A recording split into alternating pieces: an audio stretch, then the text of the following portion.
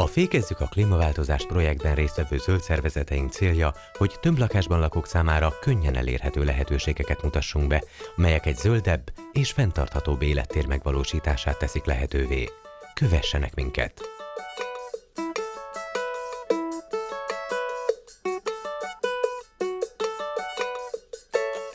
Nincs tévé. Van társasjáték. De van társasjáték. Nem, azt tartottuk legfontosabbnak, mikor ide költöztünk, és a kis fészkünket készítgettük, hogy tévénk legyen, és igazából rájöttünk, hogy nagyon jól lehet enélkül élni, egy csomó időnk van egymásra beszélgetni, hát akkor még nem voltak gyerekek, és akkor utána már tudatosan nem akartunk vásárolni. Horváth Zoltán az Esztergomi Környezetkultúra Egyesület elnöke. Családjával társasházi körülmények között is igyekszik minél zöldebb életmódot folytatni. Életszemléletük jó példa arra, hogy miként lehet társasházban minél takarékosabban, tudatosabban élni. Zoltánék ragaszkodtak ahhoz, hogy Magyarországon előállított bútorokkal rendezzék be lakásukat. Bármennyire is furcsa, de panellakásukban cserépkányhával fűtenek, mivel törekedtek arra, hogy olyan lakásba költözzenek, ahol a ház egyedi fűtésű. Egyedi fűtéses maga a ház, illetve a lakás. Nyilván nagyon sok társasház panellakás nem tudja megválasztani. Mi, amikor kerestünk lakást, kis családi fészket, akkor erre próbáltunk figyelni, hogy azért valamilyen szinten tudjuk szabályozni a fűtést, és így került sor arra, hogy a cserépkályha van a lakásban. Nagyon sok ismerősünknek ez furcsa, tehát mondjuk nyíregyházi ismerőseinknek ez nagyon furcsa, hogy mondjuk egy panellakásban, egy tömblakásban cserépkályha fűtés van. Fával fűtünk. Egy panellakás icipici konyhája kevésbé alkalmas terep a nyári befőzéseknek. A nyári ízek tartósítását aszalással oldotta meg a család. Ez egy elektromos aszaló, nincs erkélyünk, nincsen kertünk, ahol mondjuk napenergia segítségével ezt meg tudnánk tenni. Itt nálunk ebben a társasházi környezetben ez a módszer vált be a nyári ízek megőrzésére. Nagyon gyorsan fel tudjuk pakolni az aszalóra a gyerekek segítségével az szeletelt gyümölcsöt. Este odarakjuk, másnap reggel kész van a... Nem kisütjük, hanem megszárítjuk. Másnap reggel kész van a finom aszalt gyümölcs. Igyekszünk a mosást is környezetbarát módon megoldani. Vagy folyékony mosószert használunk, de mindig keverjük mosószódával, vagy a gyerekek ruháit általában mosószódával tisztán mosom. És a színes ruhákhoz meg előszeretettel használjuk a mosódiót. Öblítéshez nem használunk textilöblítőt, hanem ecetet. Vagy a 10%-ost, olykor hígítás nélkül, vagy a 15%-ost hígítva. És ez még a mosógép karbantartására is nagyon jó, mert látni lehet, hogy mennyi vízkövet old ki a mosás során.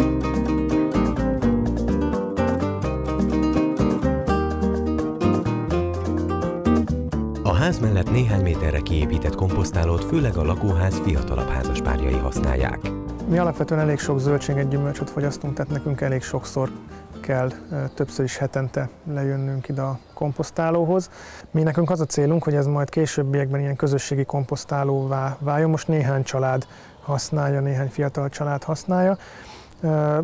Azon dolgozunk, hogy be tudjuk mutatni másoknak is, hogy ennek milyen hasznos feladata van itt a társasház életében, hiszen az innen kikerülő komposztot, majd ami jövőre elkészül, azt a társasház kertjében a növények tápanyag visszapótlására tudjuk használni.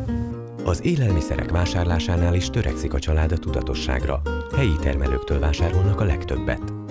Nagyjából hetente járunk, azért, mert 2 liter tej nagyjából egy hétig kibírja otthon nálunk, és azért jövünk ide, mert itt a saját kis üvegünkbe megkapjuk a tejet, nem kell külön kivinni, tehát nem kell külön kukába dobni a nájlonzacskót, vagy hát tetrapakba meg nem is szeretnénk a tejet megkapni, ráadásul az nem is olyan minőségű tej, ami olyan, mint ez. Föl kell forralni fogyasztás előtt, de hát ez nem jelenti különösebb gondot. Mikor hazaviszem, akkor fölforraljuk, és a hűtőben ez tökéletesen eláll 1 hétig.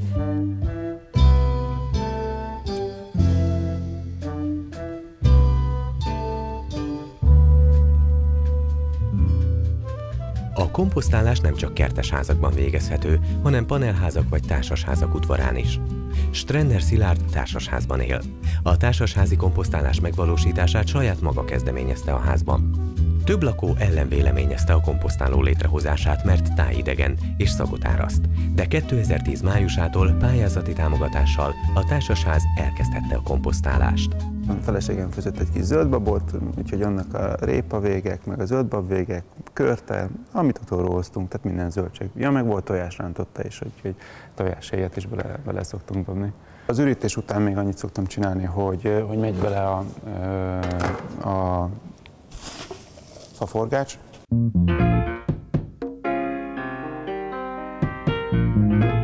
A komposztot azt mindig össze kell hangolni a környezettel, ugye itt is a lakókkal. A másik meg a gyerekek. Tehát itt az udvaron elég sok gyerkőc rohangál, valamikor az volt a rémisztő, vagy tudom én, attól ijedtek meg, hogy mennyi hangya mászkál. A másik, ami miatt össze kell hangolni, ez a muslincák miatt hozott az egyik szerszám, ez a komposztcigony néven futó eszköz. Ez arra való, hogy nagyobb macera nélkül át lehessen forgatni a benne lévő cuccokat.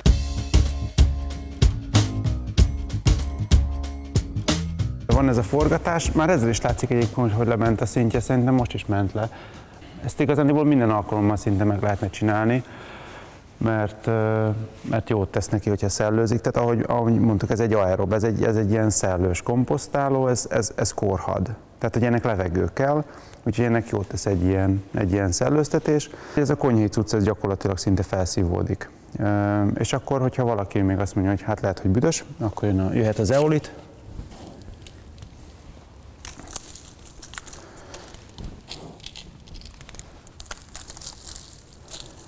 És megy rá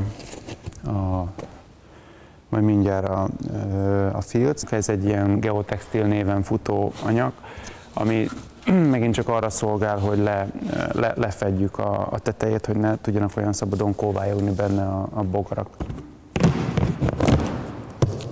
Két szinten van célja ennek a tüneménynek. Az egyik az, hogy persze csökkentsük a hulladékot, legyen egy opció, ahova lehet vinni a konyhacuccot, és aztán egy következő középtávú dolog, hogy itt lehessen több zöld növény.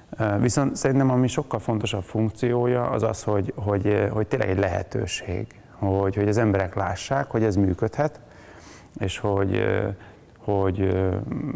a gyerekek vagy a fiatal felnőttek egy olyan környezetben nőjenek fel, hogy így, hát hogy lehet. Tehát, hogy értsék meg, hogy egy irodaház háta mögött lehet egy ilyet telepíteni, hogy szinte bárhol lehet egy ilyen komposztálót, vagy akár kisebbet, vagy nagyobbat telepíteni, és nincs vele baj.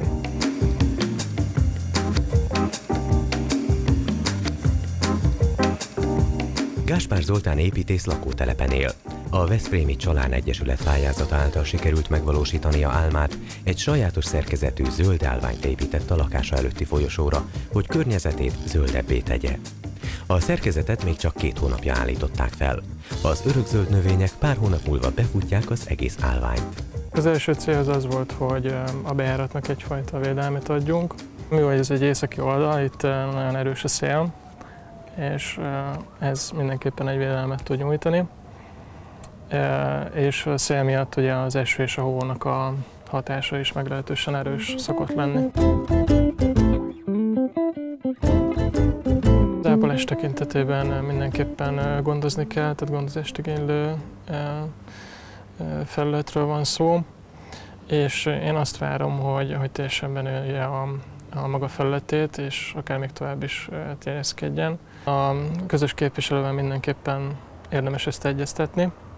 Nyilván, hogyha más lakóknak a közlekedését befolyásolja, akkor velük is kell egyeztetni. Ezen kívül, hogyha ez az épület homlokzatán szignifikáns változást eredményez, akkor ezt az építési hatósággal egyeztetni kell.